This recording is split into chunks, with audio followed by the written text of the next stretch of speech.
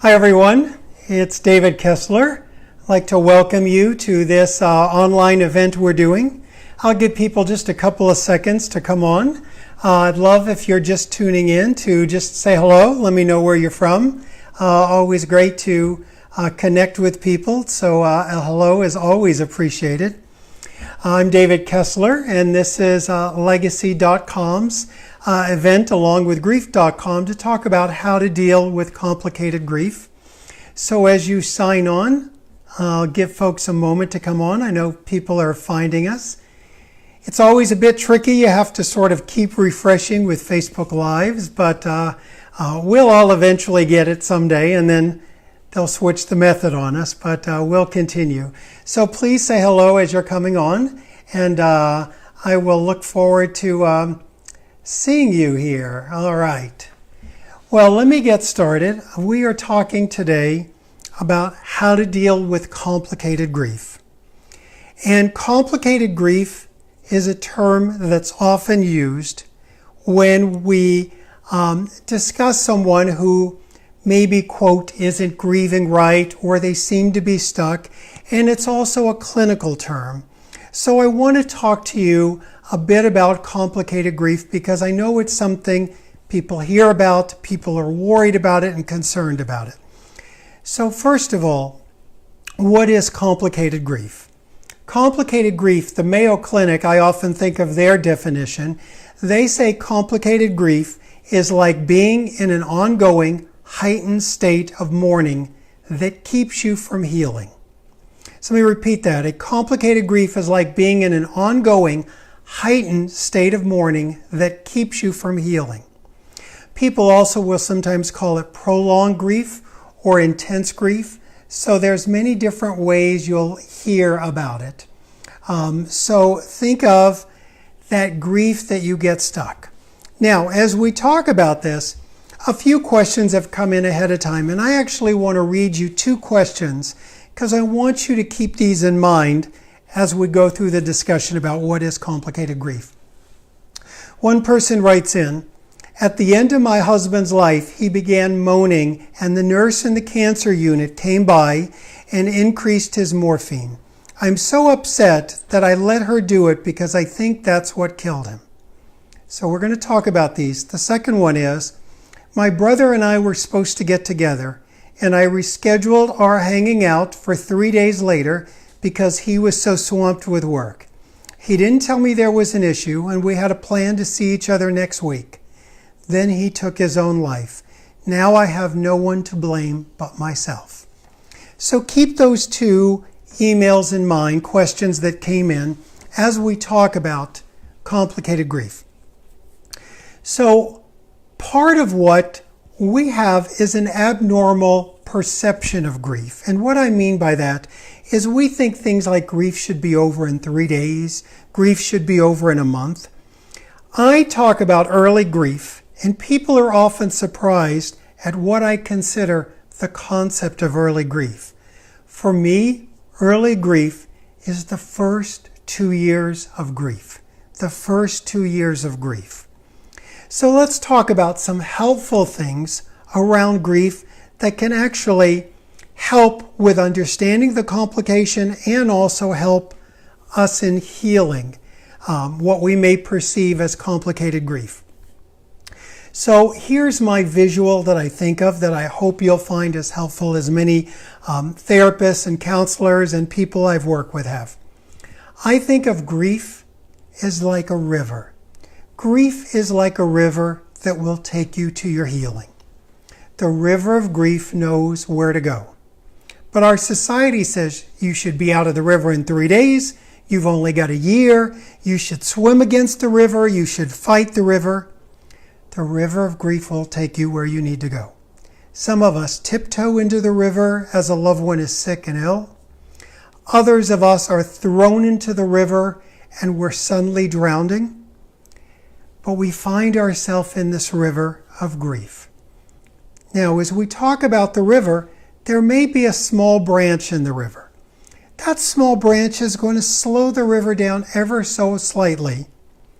And it could be something like, I never told my loved one that I love them in that last week they died.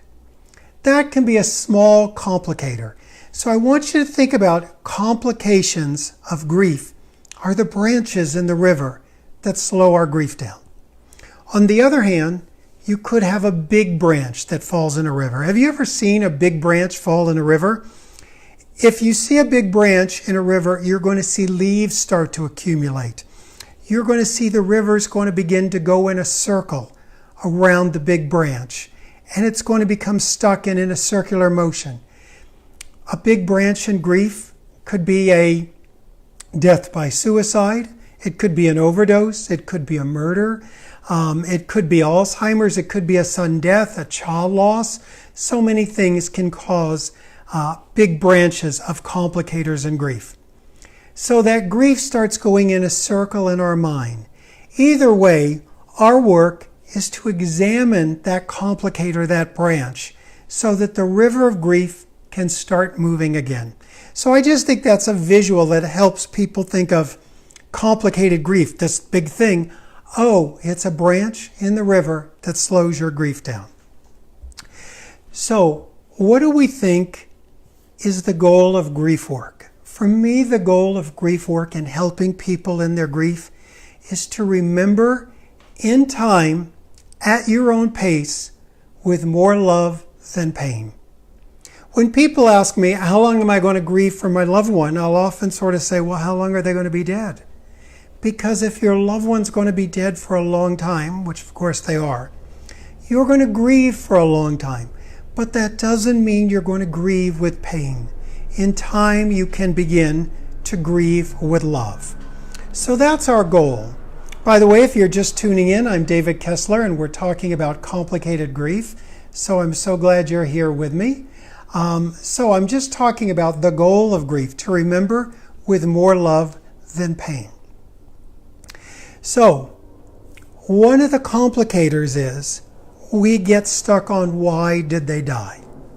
Now, in early grief, in that first year, if people are talking to the doctors, your loved one's death feels like there's more information needs to be found, you might pull the autopsy report.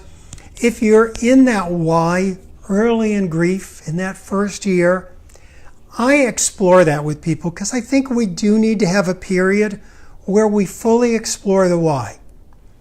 However, there will come a time, as it does for everyone in grief, where as you explore the why, you realize there will never be a satisfying why that your loved one died. So our work becomes moving from the why did they die to the how am I going to continue to live with their absence. So we have to move from the why to the how are we going to continue living. How are we going to move forward? Now, one of the things I think about is this concept, and something I've often written about. Pain from loss is inevitable. Suffering is optional. The pain of a loved one dying, I can't do anything about. All I can do is witness your grief, witness your pain. Suffering is optional. Suffering is the blame we do, the blame our loved ones may put on us. We may think of them, think of others, but it's sort of that blame because in a lot of ways we can't imagine the randomness of death, and it feels like there has to be a reason it happened in that moment, at that time. It couldn't have just happened. And it's a natural thing. None of us want our loved ones to die at any point in their lives. So we have to look at what's our mind doing. How's our mind causing additional suffering? Because that additional suffering will be the complicator of grief. So a couple more concepts, then I want to get back to those letters. Personalization is something we do that will complicate our grief. Personalization is a distortion of the mind. Now, your loss happened to you, but it did not happen because of you. And personalization makes us think that what preceded the death caused the death. But that's not the reality of it. When people, like our first letter, the person says, the nurse came in and gave him the morphine. What preceded the death did not cause the death. Your loved one did not die because of the morphine. That was for pain control. Your loved one died because they were in a cancer unit dying. The person who says, my brother and I were supposed to get together, but then we rescheduled and he took his own life. Your brother did not die because of rescheduling of getting together. Your brother died because there was some mental compromise going on at that time. So think of how we think about what preceded the death caused the death. The phone call, the lack of the phone call did not cause the death. That's not what happened. What happened is they died because of cancer, because of mental illness. So notice how we personalize things sometimes. Now I want you to think about this. We have been designed in our lifetime to take a hit, to take a number of hits. We have a lot of resilience that we can continue, but many times we get very afraid that life will not continue. So I want you to think about what complicates your loss. What are your branches in a river? And is healing still possible? Because I believe it is. And peace and love and happiness. So sometimes I say to people, what would you wish for your loved one who died? You would wish peace, love, happiness. Why would you have wanted them to live longer? To do more, to enjoy life, to get more out of life? So I tell people who seem to be stuck at sometimes to give those things for yourself. Your loved one, if they had died first, would want you to enjoy life. You are still here. You still deserve life. You still have the story of your life. You know, people often ask me, I wrote a book called Visions, Trips, and Crowded Rooms, Who and What You See Before You Die. And they'll say, is there actually life after death? And I'll tell them there's actually a more important question than is there life after death for our loved ones? Is there life after death for you? Do you get to live again? And many times we think when harsh grief and loss comes to us, we should be able to handle it. We should be able to do it on our own. And the reality is, sometimes we can't. Sometimes we need help. That's why it's so great Legacy has many groups for you to look at. Because here's what happens in a group. When you're in a group, first of all, you realize you're not alone in your pain. And you begin to see how others are blaming themselves, and you begin to see how that's not true for them. If it's not true for them, then it's not true for me. And it's very important that you get the help you need. Mayo Clinic says when people ask, when should I see a doctor? They recommend to continue to see a doctor or a mental health professional if you have intense grief or problems functioning that don't improve for 1 year after your loved one passes. Now, I want you to think about that. Grief is ever changing. We're doing well, then the anniversary hits. There is no, true complicated grief is when someone truly plateaus at a stuck place in their grief. Like they say, if you have intense grief, which we would, like at the anniversary, so we want to normalize that, or when something comes up that triggers and remembers us, or you have problems functioning, which we would temporarily, even in those first 2 years, that don't seem to improve. So think about that. If you have intense grief and problems functioning that don't improve after a year of your loved one dying. So, because most people realize it just hurts so much right now, and I thought the hurt was over. Someone once said to me, it's not that you won't hurt anymore. It will in time just hurt less often. Now, an important note for any of you who may be watching this, it is rare, but there are times in complicated grief, people will consider suicide. If you are considering suicide, please reach out to the National Suicide Prevention Line, and I'll make sure we put the number up in the comments below. We want to make sure that's not going on in your world because we want to keep you safe. So I got a couple other questions that have come in, and then I'd like to see if there's any live questions that have come in. Kelly writes about complicated grief. My son was shot and killed 2 years ago. Then my husband got very sick and died 3 months ago. I'm having a hard time with the grieving process. The state charged the person who killed my son with manslaughter, and he only has to do 1 month in jail. My question is, when will all of this hit me? First of all, Kelly, our heart breaks that your son was murdered, and that on top of that, your husband died. Those are horrible, horrible losses to overcome. And sometimes we have to manage our expectations. There's a lot of talk about denial and grief, and I want you to think about this. Denial is an important coping mechanism, and it paces our feelings, because if the feelings of our loss hit us all at once, sometimes we just couldn't go on. So the idea that all of the pain that has to be there around your son dying and your husband dying, your son being murdered, is actually a grace that it hasn't all hit you at once. It is there. It will hit you. Our soul and our psyche are brilliant that they know how to give us a little grief at a little bit of a time. So those are two horrendous losses you're dealing with.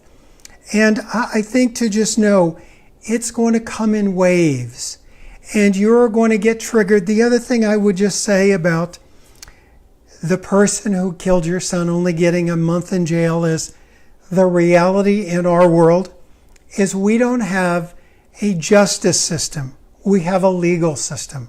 And the legal system doesn't always work well. Justice would be your son coming back, and that's not possible. So your job is to fully grieve your son whenever those feelings come up, and to fully grieve your husband whenever those feelings come up. And to be gentle with yourself when you're feeling them and when you're not feeling those feelings. And certainly those are two overwhelming griefs. So if you feel like you may need to seek help, then please do, because those are two challenging losses you're dealing with. Let me give you one more here from Drake. My oldest brother passed away from liver cancer in November. Then my boyfriend died 8 years later from liver cancer. I've had two very dear friends die in this last summer. I'm feeling overwhelmed with death around me. How can I possibly handle all the grief at this time? People do seem to have what we call seasons of grief, where they have a lot of different losses. One of the keys, and this comes up in complicated grief, is when you are dealing with multiple losses. We can't grieve multiple losses. We can only grieve individual people. So in those cases, I want you to think about taking maybe 1 hour a week and doing something in honor of your loved one who died and connecting with your oldest brother. What did you two like to do? Then maybe take another hour that's dedicated, and this can be every other day, every week, whatever feels right to you, and do something that connects you to your boyfriend. What was his favorite music? Now, I know you may hear this and go, David, I'm in the grief all the time. But there's something interesting that grief needs some dedicated time. That's why grief counseling works. That's why grief groups work, to dedicate some time, especially in a multiple loss, to a specific person, not to all the multiple losses. Did any other questions come in? Okay, we got a couple other questions that have come in. Kathy wants to know how you can cope from grief losing someone to suicide. How can you cope with grief after the death of a suicide? So first of all, just like we talked about with the gentleman who wrote in with his brother, it's easy for us to think about maybe if one thing had been different, they still would have been alive. If I would have done something, if they would have done something different. And we have old ways of thinking about death by suicide. And we know death by suicide now is caused by some sort of mental compromise. So we want to think of a death by suicide as they had an illness in their mind, which is really no different than an illness in their body. So you would not think if someone dies of cancer, it's your fault. So don't think if someone dies by a death of suicide, that it's your fault too. By the way, we don't have time in this course, in this class today, but if you go to grief.com, you will see I have a free course there if you're dealing with a death by suicide, because it is one of the hardest kind of losses to deal with. I mean, they're all hideous and hard, but death by suicide can have some circumstances, and I hope you'll check out that course and see if it's helpful for you. Is there another one? This is from Sarah. This is from Sarah. Okay, Sarah. 15 months ago, her daughter was killed in a horrible car crash. 15 months ago, your daughter was killed in a horrible car crash. And she was not there to see the wreck, but she can't get these horrible images out of her head of what the final moments looked like. Okay, but she didn't see it, correct? She did not see Okay, it. so let me answer that. So let me take it in pieces if there's more. I don't know if there is. But when we have those horrible images, or even what our mind is making up, if she actually didn't see the crash, we have to help our mind not focus on the last. So I often tell people, like right now, think of a purple elephant. Picture a purple elephant. You can do it, right? When people have those images, they'll often say to themselves, I can't change it, I can't stop it. And I want to remind them, you can change your thinking. I just made you think of a purple elephant. So you can change your thinking. So when your mind goes to that horrific image of her in a car accident, I want you to think about her first year as a child, her 10th birthday, her 5th birthday, and realize you don't have to be controlled by that last image. You don't have to be controlled by that last image. The other thing is, I don't know, she said 15 months ago. I often tell this to people, like let's say I meet a woman in one of my lectures. When I meet a woman at my lecture named Janet, I have a file in my mind for people named Janet. I have a file in my mind for women at my lectures. I have a file in my mind for a lot of things in life that happens. Your 15-year-old daughter dying in a car accident? You don't have a file for that in your mind yet. So it floats around, and it's going to float around. But you should know as it's floating around, you have the power to shift to other images and other memories. Was there more? That was it. That was it. So just know, these horrific images do not have to stay with us. In time, they can find their place in our grief. And the garden you water is the garden that grows. So if you're constantly picturing your daughter in that horrible thing, and I understand early on, of course you would, if you're constantly thinking about that, that image will grow. If you're constantly talking about that, that image will grow. That's why it's important. Pick up pictures of your daughter's first year and look at them. Your daughter's, 5th year, 10th year. Give your mind lots of images besides the other images of loss. Complicated grief, like I said, can sound like a horrible thing that can happen to us, but just remember, it's the branch of the river that we can examine and get the grief moving again. Groups, being with other people, helps so much. So I would encourage you to look at groups online, in person. I would also encourage you to please make sure you are kind with yourself and not expect yourself to be over grief in 3 days, in a year, in a month. And of course, if you feel like you do need help, please seek it out. Legacy has groups for you to check out. If you want an in-person group, please go to grief.com. I list groups there. If you think you need to go to a therapist, a counselor, grief.com also has counselors that may be in your area. Please reach out to mental health professionals. Legacy has so many resources. I have a number of courses that you can do and resources at grief.com. And I just want you to know, in your grief is a reflection of the love you had for that person. And pain is part of that pain, part of the love. So we want to normalize some of the pain as part of the love and not judge ourselves as having complicated grief sometimes. Maybe we had a lot of love for the person. That's why we have so much grief. So I want to thank you for joining us today. I hope you'll tune in as we go through many other topics. And if we didn't get to something, please write it down here and I'll do my best to come on and answer the question online in writing. Thank you so much. Thank you, Legacy.com, for doing this and Grief.com. And I will see you again. I'm David Kessler. Thanks so much.